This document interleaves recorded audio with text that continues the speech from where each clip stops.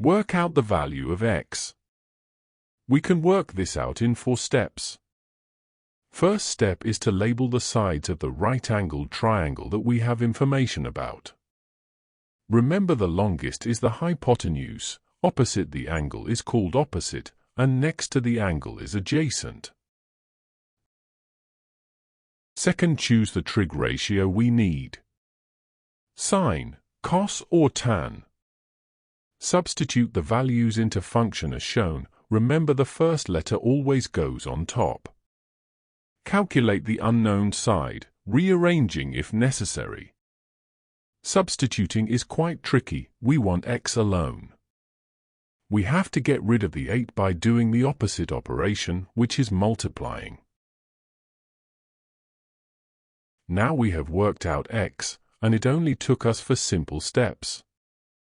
Try complete the next question by yourself. Any topics you would like us to go through, comment them below.